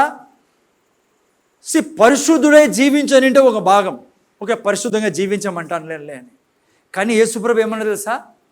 మీ తండ్రి పరిశుద్ధుడై ఉన్నట్లుగా మీరును పరిశుద్ధులై ఉండుడై. తెలుగులో ఏం రాశారు? పూర్ణ ప్లరా ఏదో కేజీ వర్షన్, ఎన్ఐ వర్షన్, ఎన్ఐవిలోనో. యేసు ప్రభు ఏమంటానంటే మీరు పరిశుద్ధులుగా జీవించుడు అని అంటే ఓకే, మనకేం ప్రాబ్లంలా, పరిశుద్ధంగా జీవించమంటాను. ఆయన ఏమంటాడు తెలుసా? మీ తండ్రి పరిశుద్ధుడై ఉన్నట్లుగా మీరును పరిశుద్ధులై ఉండుడే. ఇక్కడే కాదు, మొదటి పేతులు కూడా రాశాడు. నాకు అడుగుతాను, నేను తెలియక, ఆయన పరిశుద్ధుడు, ఆయనలా నేను ఎట్లా పరిశుద్ధుగా జీవిస్తా? దేవుళ్ళ నేను ఎట్లా సార్ పరిశుద్ధుడిగా జీవిస్తా? యేసుప్రభు ఏం చెప్తున్నావు నువ్వు?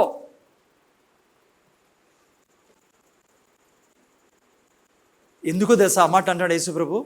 ఎందుకంటే నువ్వు పరిశుద్ధుడు కాబట్టి, నువ్వు దేవునికి పుట్టి ఉన్నావు కాబట్టి దేవుని పోలి జీవించమంటాడు సాక్షాత్తు యేసుప్రభు. ఎందుకో తెలుసా? నువ్వు క్రొత్త జన్మలో దేవుని స్వభావంతో పుట్టావు ఈ లోకంలో. అందుకే పౌలు అంటున్నాడు, మనం పాపమును కొరకు చనిపోయి మనం ఎట్లా పాపం చేయగలము? ఇది నీ మైండ్లో పోలమా? నాకు ఎప్పుడు ఆనందించి నేను పరిశుద్ధున్నాయి, నేను నీకు పోలి జీవిస్తా, నా స్టాండర్డ్ నువ్వు ఏసయ్యా, నా స్టాండర్డ్ నువ్వు. అందుకే ఈ 5వ అధ్యాయంలో ఆ తర్వాత అంటాడు, ఒక చెంప చూపిస్తే, ఏ వాక్యం అది?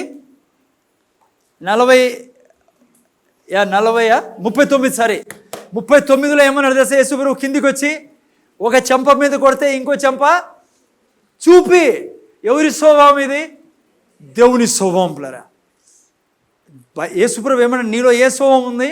దేవుని స్వభావం ఉండేది. అందుకే ఒక చెంప మీద కొడితే జనరల్లీ బయట వాళ్ళు ఏం చేస్తారు కదా కానీ యేసుప్రభు అంటాడు ఇంకో చెంప చూపిమని. ఎందుకో తెలుసా? ఆ స్వభావం మీలో నాలో ఉండేది. ఏమవుతుంది సార్ ఇంకో చెంప చూపిస్తే? నువ్వు నేను అనుకోవచ్చు వాడు కొట్టి వెళ్ళిపోతాడని. బైబిల్ ప్రకారము ఆ వ్యక్తి నేను చూసి ప్లరా ఈ స్వభావం నాలో లేదే అని ఆ వ్యక్తి మార్పు చెందుతాడు. ఓకే, నేను ఒక క్లాసిక్ ఎగ్జాంపుల్ ఇస్తాను. 41లోకి రండి. 41లో ఏం రాబడింది? 5:41. ఒకడు 1 మైలు దూరం రమ్మని నిన్ను బలవంతం చేసినడలా వానితో కూడా 2 మైళ్ళు వెళ్ళుము. చదా ఏంటి? చాలాసార్లు యేసుప్రభు చెప్పే మాట మనకు అర్థం కావు. ఏంటి దీని వెనకాల స్టోరీ? ముందర చూడండి, మీకు చెప్తాను దీని వెనకాల స్టోరీ ఏంటో. ఇజ్రాయెల్ జనాంగంతో మాట్లాడుతున్నాడు దేవుడు, యేసుప్రభు. ఓకే, యేసుప్రభు వాళ్ళతో అంటున్నాడు ఈ విధంగా చేయండి అని. ఎందుకంటే వాళ్ళ దేవుని స్వభావం ఉంది కాబట్టి. ఓకే, ముందర చూడండి. అంటే దేవుని స్వభావం రాబోతుంది యేసుప్రభు తర్వాత అందరిలో. అప్పటి వరకు లేదనుకోండి ఎవరిలో. అందుకని అడ్వాన్స్గా చెప్తున్నాడు యేసుప్రభు. ఆ సమయంలో ఏం జరిగేదంటే ఇజ్రాయెల్ జనాంగం ఓ రకంగా వాళ్ళ ఈ రోమీయులు వారి మీద పరిపాలించేవాళ్ళు పిల్లరా. సో రోమా సైనికులు జనరలీ ఎక్కడికైనా పోయినప్పుడు, ఇప్పుడు మాది కార్లు బస్సులు లేవు ఆ టైంలో, ఓకేనా, వాళ్ళు ఒక చోటు నుంచి ఇంకో చోటికి ప్రయాణం కావాలనుకోండి, వాళ్ళు ఏం చేసేవాళ్ళంటే ఈ యూదుల్ని రోడ్లో వెళ్తా ఉంటారు కదా, వాళ్ళ సామాన్ని తీసుకొని వాళ్ళు ఎక్కడైనా పోవాలన్నప్పుడు ఆ యూదుని పిలిచి అనేవాళ్ళు, రే నా సామాన్ని మొయ్యను, 1 మైలు వరకు మొయ్యి. ఎందుకంటే అట్లా సిస్టమ్ ఉండేదంట, 1 మైలు వరకు ఇతను మోసుకొని పోతాడు, ఇంకో మైలు ఇంకోనికి, అట్లా వాళ్ళు ఆటి వరకు పోలో. వాళ్ళు మోసేవాళ్ళు కాదు, ఎవరు? రోమా సైనికులు ఆర్ మిలిటరీ వాళ్ళు, వీళ్ళకి ఇచ్చేవాళ్ళు. సో జనరల్లీ ఏం చేసేవాళ్ళంటే వీళ్ళు ఆ సామాన్ని ఎత్తుకొని, ఈ సైనికుడు నడుస్తూ ఉంటాడు, ఈ యూదుడు ఏం చేస్తాడు, సామాన్ ఎత్తుకొని నడుస్తూ ఉంటాడు. వీళ్ళు ఈ యొక్క యూదుడు ఎత్తుకొని పోతున్నాడు సామాన్లు, శపించేవాడు వీళ్ళని. ఎవరిని? ఈ సైనికుడిని. ఎందుకు చెప్పండి, బరువు మోపిస్తాను నాతో అని రకరకాలుగా శపించేవాళ్ళంట పిల్లరా. అలా పోయేవాళ్ళు. 1 మైలు పోయిన తర్వాత ఇంకా వేరే వాడు అట్లా వీళ్ళు బ్రతికేవాళ్ళు యూదులు. కానీ ఇంకో పాయింట్ ఏంటంటే, ఎప్పుడైతే ఈ బరువుని మోసుకొని పోతూ ఉంటాడో చాలాసార్లు సైనికులు కూడా వాళ్ళని చాలా పీడించే మాటలు అనేవాళ్ళంట. రే నువ్వు ఇందుకే రా ఉండేది, నీ గతి ఇదేరా, మీరంతా ఇట్లా అవ్వాలని చెప్పి సైనికులు కూడా తిట్టేవాళ్ళంట పిల్లరా. ఇంకా ఊరికే పోవాల్సిందే మోసుకొని, ఎందుకంటే సైనికుడు అంటే దెబ్బలు పడతాయి. సో అలా వాళ్ళు సైనికుడు చెప్పే మాటలను పట్టుకొని పీడించబడి అట్లే 1 మైలు పోయేవాడంట. యేసు ప్రభు ఏమంటానంటే దాంట్లో ఈ వాక్యం ద్వారా మనకు, ఒకడు 1 మైలు దూరం రమ్మని నిన్ను బలవంతం చేసినట్లా వానితో కూడా 2 మైళ్ళు వెళ్ళమంటే, నువ్వు ఆ బరువు ఎత్తుకొని పోయేటప్పుడు 1st మైల్లోనే వాడు ఎంత నిన్ను శపించిన, ఎవరు? సైనికుడు ఎంత చెడ్డగా మాట్లాడినా నువ్వు ఏం మాట్లాడవు. అదే చంప మీద కొట్టడం అని ఇక్కడ 2వ ఎగ్జాంపుల్ ఇచ్చాడు యేసు ప్రభు. ఎందుకంటే మనలో ఏ స్వభావం ఉంది? దేవుని స్వభావం. జాగ్రత్తగా వింటానండి, నువ్వు ఏమనకు, ఆయన ఏమంటున్నా ఖర్చు చేస్తున్నా నీకు ఆ సైనికుడు, నువ్వు దీవించుకుంటా పోతా ఉండు, ఏం మాట్లాడకు. ఆ తర్వాత 2వ మైలు ఎవరు ఎత్తుకోవాలా? వేరే వాడు ఎత్తుకోవాలా, అది వాళ్ళ సిస్టమ్ అక్కడ. కానీ నువ్వు ఏం చెప్పాలో తెలుసా?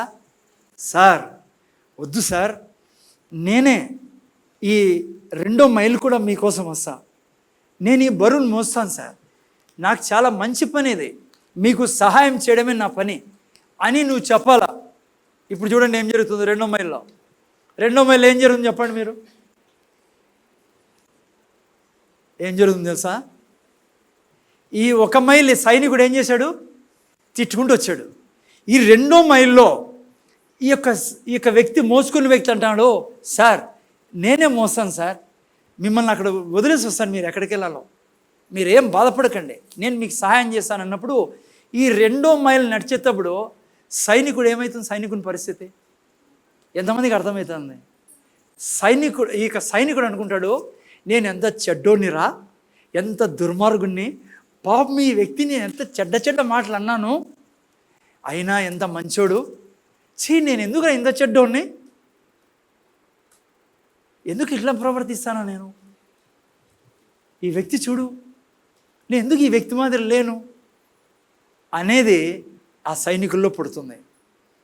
యేసు ప్రభు సర్వనందముడు చాలా పవర్ఫుల్ ప్రీచింగ్ ప్లేయర్ ఇది. ఎందుకు యేసు ప్రభు ఈ డిమాండ్ చేస్తున్నాడు? మనతో చేయకూడదు యేసు ప్రభు ఆ డిమాండ్ మనతో, ఎందుకంటే ఇది దేవుని స్వభావమయా. కానీ ఎందుకు తెలుసా? నీవు నేను ఏ రోజు యేసు ప్రభుని రక్షకుడుగా అంగీకరించామో ఆ రోజు మీలో నాలో దేవుని స్వభావం వచ్చి ఉంది. మనకు తెలుసు, మనం దేవుళ్ళ బ్రతికినప్పుడు అనేక మంది రక్షింపడతారు. వారు మనల్ని చూసి, ఇది కదా బ్రతికే జీవితం అని మనం చూసి అనేక మంది యేసు ప్రభువులోకి వస్తారు. 2వది, మీరు నేను దేవుడి స్వభావంతో బతికినప్పుడు సాతాను ఎప్పుడు మన కాళ్ళ కింద ఉంటాడు. 3వది, నువ్వు నేను దేవుని స్వభావంతో బ్రతికినప్పుడు నువ్వు నేను రోగాన్ని చూడలేం, మన శరీరంలో బీదరికం చూడలేం. మనం ఎక్కడే కానీ సమస్యలు వచ్చినా కూడా మనం వాటి మీద జయిస్తాం, ఎందుకంటే దేవుని స్వభావం మనకి ఎప్పుడు ఫెయిల్ కానిది. ఎందుకు ఈ ప్రీచింగ్ అంటే పిల్లరా, మీరు నేను యేసు ప్రభుని రక్షకుడుగా అంగీకరించిన రోజు దైవ స్వభావంలోకి నేచర్లోకి ఆయన నేచర్ మనలో వచ్చి ఉంది. ఇప్పుడు వినండి, మరి ఎందుకు సార్ నేను పాపం చేశాను? ఎందుకు నేను ఆ యొక్క స్వభావాన్ని రిలీజ్ చేయలేకపోతాను, లేదంటే ఆ యొక్క దేవుళ్ళ ఎందుకు బతకలేకపోతాను? ఎందుకు నాలో నుంచి మహిమ ప్రవహించడం లేదంటే కారణం మళ్ళా వాపస్ పెవిలియన్ 1కి మైండ్ మంది కరప్ట్ అయి ఉంది పిల్లరా. ఎలాగా? ఆ పాత ఆత్మ మనల్ని, ఆ యొక్క ఆదాము నుంచి వచ్చిన ఆత్మ మనల్ని ఫీడ్ చేసింది. ఏమని? ఎవరన్నా తిడితే 10 తిట్టు, నువ్వు అప్పుడే నువ్వు జయిస్తావు. ఇదిగో మీకు తెలిసి ఏం చేయాలి? లైక్ కామం, క్రోధం, ఇవన్నీ పాత ఆ మైండ్లో ఉన్నాయి మనకి. దానివల్ల ఎంతో నష్టం మనకు బాగా తెలుసు, బైబిల్ చెప్తుంది. కానీ మన యొక్క ఫీడింగ్ ఆ మైండ్లో ఉంది. ఓకే, అందుకే ఇంగ్లీష్లో చాలా బాగా రాయబడింది. సామెతల గ్రంథం 23 ఏం రాయబడిందంటే, as a man thinketh so he is. See 23:7 23:7. See ఇది తెలుగులో వేరే ట్రాన్స్లేషన్. ముందు చూడండి, నువ్వు ఏం ఆలోచిస్తావో అదే నీ జీవితం. అర్థమవుతుందా? చూడండి, as he thinks in his heart so is he. నేను ఇది చాలా బలమైన వాక్యము, ఇది ప్రిన్సిపల్. ఇదే ఇప్పుడు ముందర చూడండి, నువ్వు దేవుని స్వభావం కలిగి ఉన్నవాడవి. ఎందుకంటే యేసు ప్రభుని రక్షకుడుగా అంగీకరించిన రోజు నీ జీవితం జరిగింది. అది నేను చూపించాను మీకు. నిన్ను కన్నాడు ఆయన. నువ్వు రక్తమాంసం పుట్టిన వ్యక్తి కాదు.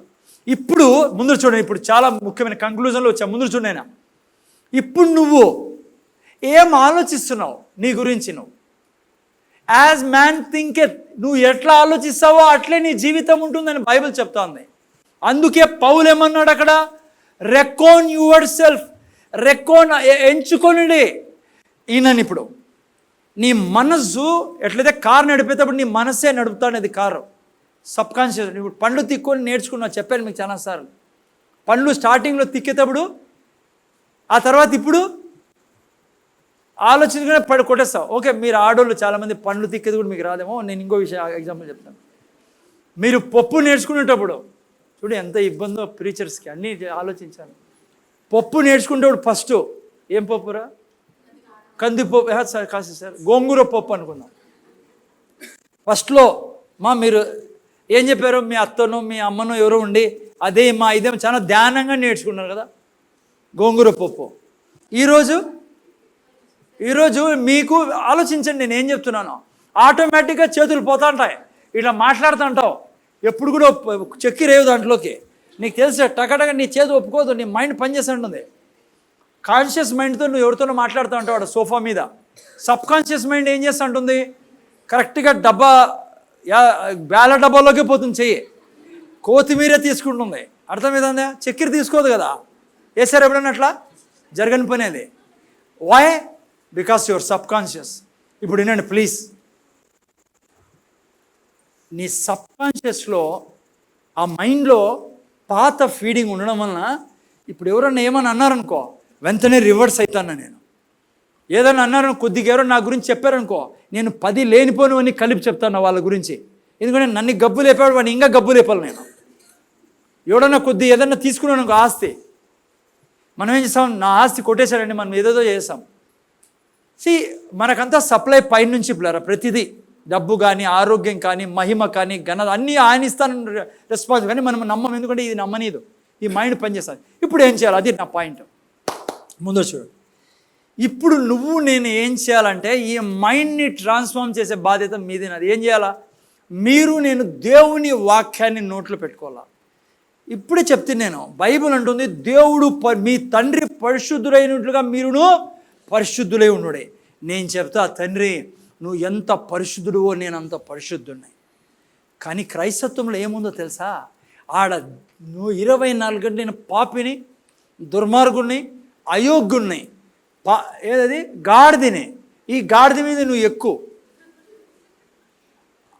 జంతువు కంటే హీనమైన వాడిని, పాపులలో శ్రేష్ఠుణ్ణి. ఆయన ఎప్పుడో చెప్పాడు ఒకసారి, ఎవరు? పౌలు. మీకు నాకు సంజయించదని. ఈమె పాటే అది 24 గంటలు. ఏం పాట? నేను దుర్మార్గురాలు, నేను అయోగ్యురాలు, మట్టిని, పురుగుని, ఈ పురుగు మీద దయదచ్చు, అయో దుర్మార్గున్నాయా. నువ్వు ఎక్కడ మాడతావు? నువ్వు వాళ్ళే బిందెలు తీసుకుని కొలాయిల దగ్గర కొట్లాడుకునేది, వాళ్ళే సంఘంలో గొప్ప భయంకరమైన ప్రాబ్లంని సృష్టించేది. ఎవరు? చాలా ప్రార్థన పరులలో. కానీ తప్పుగా అనుకోకండి, కారణం ఏమో తెలుసా? నువ్వు బైబుల్ చెప్తానే దానికి వ్యతిరేకంగా డైరెక్షన్లో పోతావు. నీ ఆత్మ కొత్తదే, నువ్వు నీ మనస్సుని ఇంకా కఠినంగా తయారు చేసుకుంటా ఉన్నావు. బైబుల్ ఏం చెప్తుంది? అమ్మా, నాలో ఉన్నవాడు, నువ్వు ఏం చెప్పాలా? నేను దైవత్వంతో నిండిన వాడిని, దైవ స్వభావం కలిగిన వాడిని తండ్రి. దీనికి కారణం నీ కుమారుడు చనిపోయి తిరిగి లేయడం వల్ల జరిగింది ఇది తండ్రి. బైబిల్ ఏమంటారు? నేను ఆశ్చర్యకరమైన నీ వెలుగులో జీవిస్తాను. యేసు ప్రభు ఏమై ఉన్నాడో నేను అదే ఉన్నా. యేసు ప్రభు దయాళుడు, నేను దయతో నిండి ఉన్నా, కనికరంతో నిండి ఉన్నా, జాలితో నిండి ఉన్నా, నేను పరిశుద్ధతో నిండి ఉన్నా. పాపం నాకు అసహ్యం, నేను కామముని క్రోధముని లేని జీవితం నాది. మా దేవునిలో కామం ఉందా? కామ క్రోధ మదమాశ్చర్యాలు ఉన్నాయి యేసు ప్రభులో. నువ్వు నేను ఏమై ఉన్నాం? యేసు ప్రభు ఏమై ఉన్నాడో నేను నువ్వు అదే ఉన్నాం. నువ్వు ఎప్పుడైతే చెప్తావో నీ మైండ్ ట్రాన్స్ఫార్మ్ అవుతుంది బిడ్డ. అందుకే ఇంగ్లీష్లో ఏం రాబడి, యాజ్ మ్యాన్ థింకెత్. నువ్వు ఏం ఆలోచిస్తున్నావు అదే నీ జీవితం. నేను చెప్తున్నా నీకు, నీ నోరు మారకుండా నీ జీవితం మారదు. క్రైస్తత్వంలోని సమస్య ఏం తెలుసా? మనం జీవితకాలం అంతా ముక్కులో ఏమేసుకున్నాము, చెవుల్లో ఏమేసుకున్నాము, మెడలో ఏమేసుకుంటుంది ఈమె, జడ అల్లిందా దువ్విందా, ముసుగు వేసుకుందా జారుతుందా. హలో, మన బతుక చెప్పకూడదు కానీ ఈ మాటలు. హలో, ఏడమైన ముక్కులో ఏమేసుకుంది, చెవులో ఏమేసుకుంది, మెల్లో ఏమేసుకుంది, జుట్టు దూకుందా లేదా, ఎంత కాస్ట్లీ చీరేసుకుంది. ఇదే ప్రీచింగే. నాలుక గురించి హృదయం గురించి ఇడిచిపెట్టినాం మనం. వాడు అనుకుంటారు దాన్ని ఇడిచిపెట్టండి రా మీరు, దీంట్లో పొరలాడుతానండి. అరే, ఒక ఆమె బంగారు వేసుకుంటే ఎంత, వేసుకోకుంటే నీదేందిరా నష్టం? నీకు 20 ఏడన పో వేసుకోవాలా వేసుకోకూడదా? జడ వేసుకుందా లేదా, ఆమె దూకుందా లేదంటే జడ ఏదో వేసుకుందా? ఎందుకురా ఇవన్నీ మనకి? అసలేంది విడిచిపెట్టినాం. అది నాలుక. చెవులో ఏం పోతుందో, చెవులో ఏం పెట్టుకుందో, ఎంత లావు తీసుకుంది నీకు ఎలా? నువ్వేమన్నా ఇచ్చింటివా? పోనీ బైబిల్ చెప్తాందా? బైబిల్లో ఆరం నుంచి అంతం వరకు అతి ముఖ్యమైన పదం ఏమో తెలుసా వాడింది? జాగ్రత్త. నాలుక. నాలుకలో ఏముందని రాయబడింది? ఎక్కడైనా రాయబడిందా? చెవుల్లో వేసుకునే రింగుల్లో జీవం మరణం ఉందని. ఈమె వేసుకుంటా అందా లేకుండా ఏమంటారు దాన్ని, లేకుండా ఉందా? దాని గురించి అసలు కథే లేదు, సంబంధమే లేదు. ఆయన మంచిగా ఉండండి, బట్టలు వేసుకుని శుభ్రంగా ఉండండి, అట్లా ఇట్లా బట్టలు వేసుకుందా, మంచిది అది. వీళ్ళు 24 యా కలర్ బట్టలు వేసుకున్నావు, యా కలర్ బట్టలు వేసుకోకూడదు. అదే 24 ప్రీచింగ్ అంతా. అసలేం విడిచిపెట్టేసినాం వానికి. నీ థింకింగ్ సరిగా లేదు. ఓడంటాడు అసలు యేసు ప్రభు బీదోడండి, మనకి ఏలండి ఇండ్లు సొంత ఇల్లు అంటాడు అతను. నువ్వు యాడ చదివినవరా యేసు ప్రభు బీదోడంటే? ఆడ చెప్పలేదు యేసు ప్రభు. యాడ నక్కలకు ఏమంటుంది అది? నక్కలకు బొర్రెలుండెను, ఆకాశ పక్షులకు గూళ్ళుండెను, నాకు ఏ ఇండ్లు లేదు. యాడ చెప్పారా? అసలు ఎందుకు చెప్పాడు ఆ మాట ఆయన యేసుప్రభువాడ? ఆడ ఏం జరుగుతుందో తెలియదు ఇతనికి. సమరయ నుంచి యూదాకి పోతున్నాడు. సమరయులకి వాళ్ళకి ఇద్దరికి గిట్టదు. అందుకని మా ఊరు నుంచి పోతానని నువ్వు ఈడు ఉండొద్దు, నీకు మేము హోటల్లో స్థలం. వాళ్ళు ఏదో అలిగినారు. యేసుప్రభు ఆ మాట అన్నాడు, అది పట్టుకున్నాడు ఇతను. ఇది ఇడిచిపెట్టినాడు. ఏది? ఆయన ధనికుడై ఉండియు కదా, ఆయన ధనికుడై ఉండి మన కోసం ఏమైనాడు, అది ఇడిచిపెట్టినాడు ఇతను. అరే, గలతీ 3:13 ప్రకారము మన శాపములన్నీ ఆయన తీసుకొని మనల్ని ఆశీర్వాదాలతో నింపాడు. అది ఇడిచిపెట్టేశాడు ఆయన. ఇది పట్టుకున్నాడు. యాది? నక్కలు మాట్లాడుతాను. ముగిస్తాను నేను. ముందర చూడండి. సాతానుకి బాగా తెలుసు ఏ రీతిగా ఈ యొక్క శ్రేష్టమైన జీవితాన్ని నేను బంధించి పెట్టగలను. నీ నోట్లో యేసు ప్రభు ద్వారా ఏం జరిగిందో నీకు నువ్వు ఒప్పుకోకుంటే నువ్వు ఎప్పుడు కూడా పరిశుద్ధమైన జీవితం జీవించలేవు. అసాధ్యం ఇది. అందుకే పౌలు అంటాడు, ఈ లోక మర్యాదను అనుసరింపక నీ మనస్సు మారి నూతనమై రూపాంతరం చెందునట్లు నువ్వేం చేయాలి? నీ మనస్సుని రూపాంతరం చేయి. గొంగలి పురుగు లాంటి నీ మనస్సుని, రోమిల్ రాసిన ఎదురుగా 12:2 రాయబడింది, గొంగలి పురుగు లాంటి నీ మనస్సుని సీతాకొక చిలుకగా మార్చమన్నాడు అక్కడ. ఎందుకంటే అక్కడ వాడిన పడిన రూపాంతరం అనేది గ్రీక్ బైబిల్లో మెటమార్ఫసిస్ అనే పదము గొంగలి పురుగు సీతాకొక చిలుకగా మారే ప్రక్రియను సూచిస్తుంది. నీవు నేను అనుక్షణం జాగ్రత్త పిల్లలు, ఈవెన్ అంతేకాదు పిల్లరా, దేవుణ్ణి బాధ పెట్టే విషయం ఇది, పరిశుద్ధాత్మని దుఃఖపరిచే విషయం ఏదో తెలుసా? నీకు జరిగింది ఏంది? ఆయన మరణ పునరుత్థానాల ద్వారా నువ్వు ఈ భూమి మీద నిలబడి ఒప్పుకుంటా అనేది ఏంది? మీరు నేను పొరపాటు జరిగితే జరగకూడదు, కానీ జరక్కోకుండా నువ్వు జీవించాలంటే నువ్వు ఆత్మలో ఏమై ఉన్నావో అది మనస్సులోకి తేవాలా. మనస్సులోకి తెచ్చినప్పుడు నీ బాడీ అట్లే రియాక్ట్ అవుతుంది. నువ్వు అన్నావనుకో, పరీక్షని ఈరోజు నుంచి రాసి పెట్టుకోండి మీరు, నువ్వు రూపాంతరం చెందాలి. ఏం చెప్పాలా? బైబిల్లో రాయబడి చెప్తున్నా మీకు, ఆత్మ ఫలాలు నీలో ఉన్నాయి. ఏ రోజు దేవునికి పుట్టావో, నువ్వు కన్నాడో, నిన్ను చూపించా, ఏ రోజు నీకు జన్మించావో ఆయనకి, ఆయన గుణగణాలు నీలో వచ్చాయి. ఆయన గుణగణాలు ఏంటి చెప్పు? ప్రేమ, సంతోషము, సమాధానము, దీర్ఘశాంతం, దయాలు, అవన్నీ మనలో ఉన్నాయి. ఆత్మఫలాలు. ఏ ఆత్మ గురించి రాబడి? మన ఆత్మ గురించి, మన ఆత్మలో ఉన్నాయి. నువ్వు చెప్పలేదనుకో, నేను దేవుళ్ళ మనుషుల్ని దయ చూపుతా, దేవుళ్ళ ప్రేమిస్తా, ఎందుకంటే దేవుని స్వభావం నాలో ఉంది. దేవుళ్ళ నా భర్తని కనికరిస్తా, దేవుళ్ళ నా భార్యను ప్రేమిస్తా, దేవుళ్ళ మనుషుల్ని ప్రేమిస్తా, నేను దేవుళ్ళ పరిశుద్ధంగా జీవిస్తా. యేసుప్రభు ఎందుకు చెప్తాడు? నువ్వు అది చేయలేకుంటే. తెలుగులో ఏం రాబడింది? పరిశుద్ధ దగ్గర పరిపూర్ణుడా? మీరే చెప్పండి, మన పరిపూర్ణుడా? తెలుగులోనే పోదాం పోదండి. 5:47 పెట్టరా ఒకసారి, మత్తయి వార్త ముగిస్తాను, ముందు చూడండి. మీరు నేను దేవుళ్ళ పరిపూర్ణులుగా బ్రతకగలమా? పరిశుద్ధుల కంటే లావైంది ఇది. ఏంది పరిపూర్ణుడు అంటే? ఒకడు, అది కాదు నాయనా, 38 మీతో ఏదది 48 పెట్టినాను. మీ పరలోకపు తండ్రి పరిపూర్ణుడు గనుక. మనం ఎట్లుండగలం పరిపూర్ణులుగా ఆయనలాగా? ఎందుకంటే ఆయన పరిపూర్ణుడు కాబట్టి, మనం పరిపూర్ణునికి పుట్టాం, పరిపూర్ణులం కాబట్టి. ఈ మైండ్ ఒప్పుకోద్దు దాన్ని, ఎందుకంటే అది వెనకల ఫీడింగ్ ఉంది, ఆ ఆత్మది ఫీడింగ్ ఉండేది లోపల.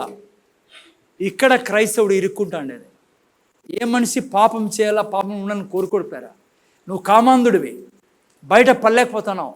నేను పాపం చేయమని చెప్పడంలా, దేవుడు నీ మీద ఎప్పుడు కోపంగా లేడు, నీ మీద ఏమంటారు దాన్ని, ఉగ్రత లేడు, ఉగ్రత చూపిడు, ఎందుకంటే యేసు ప్రభు మీద చూపించేశాడు ఆయన. అట్లని చెప్పి నువ్వు పాపంలో జీవిస్తున్నావు అనుకో, నువ్వు ఎవరికి దారం తెరుస్తానో? సైతానికి. అది పక్కన పెట్టు, నువ్వు పాపం చేయొద్దు. ఒకటి విషయం చెప్తాను, నువ్వు ఈవెన్ కామాంధుడు అయినా దేవుడు నీకు సహాయంగా నిలబడినాడు. కామం పంచుకోమని కాదు, నువ్వు బయట పడేదానికి ఏం చేస్తావు? నేను యేసు క్రీస్తు నేచర్ కలిగిన వాడిని, నేను కామాంధుని కాదు. నా దైవ స్వభావం, నా తండ్రి స్వభావం నాలో ఉంది. కామ క్రోధము దేవుడు లేనివాడు, నేను కామ క్రోధ మదమాచర్య లేని జీవితం కలిగిన వాడిని, దేవుడు నేచర్ కలిగిన వాడిని, నేను పరిశుద్ధుని. అందుకే దేవుడు బైబిల్ 1 పేతురు 2వ అధ్యాయంలో ఏడ రాయబడింది? ఆయన పరిశుద్ధులైన రీతిగా మీరు కూడా పరిశుద్ధులై ఉండండి. ఎలా ఉంటాను సార్ నేను దుర్మార్గుని, పాపాత్ముని? లేదు, నువ్వు పరిశుద్ధుడివి, నువ్వు పుట్టావు పరిశుద్ధునికి. నువ్వు అందుకే నీ తండ్రిని పోలి జీవించమంటుంది బైబిల్. నువ్వు నోరు తెరచి ఎప్పుడు అంటావో, మా ఇంటన్నారా భర్తతో కొట్లాడే వాళ్ళు ఎవరో చేయొద్దండి, ఒక్క చేయొత్తారు చూడండి.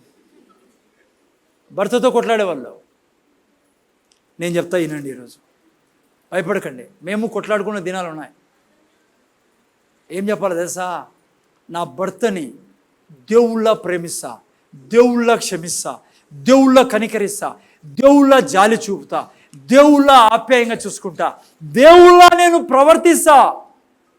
నువ్వు ఎప్పుడైతే ఈ కన్ఫెషన్ని చేస్తావో, నేను ఛాలెంజెస్ చెప్తున్నా, బైబుల్ మీద ఆధారపడి వాక్యం మీద నిలబడి. కొన్ని రోజుల తర్వాత ఏమైందా సార్, అందుకే యేసుప్రభు అన్నాడు, చెంప కొడితే ఇంకో చెంప చూపిమని. నీ నేచర్ అట్లా అయిపోతుంది. నువ్వు లోపల ఉండేది బయటికి తీస్తాను మనసులోకి.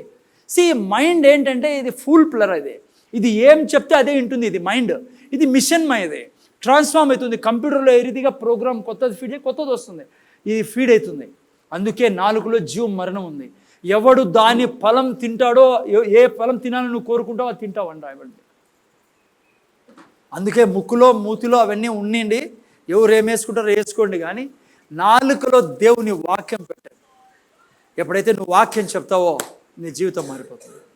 ఈరోజుకి ఇంతే చాలు, రేపు వారం ఉంది, ఇంకా చాలా ఉంది పిల్లరా. నేను చెప్తున్నా మీకు, మన తండ్రి మనల్ని ప్రేమించి ఎంతో రెవల్యూషన్ ఇచ్చాడు. మీరు తినాలే కానీ అనుక్షణము నువ్వు నేను డ్యాన్స్ చేసుకుంటే బతకచ్చు పిల్లరా. మీరు నమ్ముతారు లేదో, నేను ఒకరిని ఉన్నప్పుడు డ్యాన్స్ చేస్తా అంట రూమ్లో. ఏం చెప్పండి, ఏమని? లాటరీ తగిలింది కాదు, లాటరీ తగిలింది. హలో, దానికంటే కోట్లు ఇచ్చినా రాదు. నువ్వు పరిశుద్ధుడివే, నేను పరిశుద్ధుడిని. నా రక్తం ఉడుకుతుంది ఆ మాట అన్నప్పుడు. ఐ డోంట్ నో మీకు ఎట్లా ఉండు, నేను ఉండలేను భూమి మీద పిల్లరా.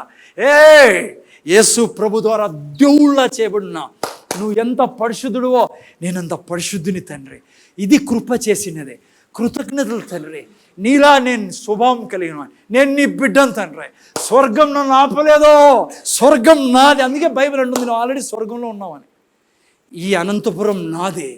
ఈ అనంతపురాన్ని జయించడం చాలా ఈజీ నాకు, ఎందుకంటే నీ యొక్క అభిషేకం నా మీద ఉంది, నీ సామర్థ్యం నా మీద ఉంది, నీ కృప నా మీద ఉంది. నేను చేయలేనిది ఏంది లేదు, ఎందుకంటే నువ్వు అన్నీ చేయగలవు, నేను కూడా నీలో నుంచి అన్నీ చేయగలను. అది ఒక క్రైస్తవుడు మాట్లాడాల్సిన భాష. నువ్వు అట్లా మాట్లాడి చూడు, నీ మైండ్ ట్రాన్స్ఫార్మ్ అయిందనుకో. ఆ మాటల ద్వారా నువ్వు పరిశుద్ధాత్మ దేవునికి వాడబడే పాత్రగా అవుతావు.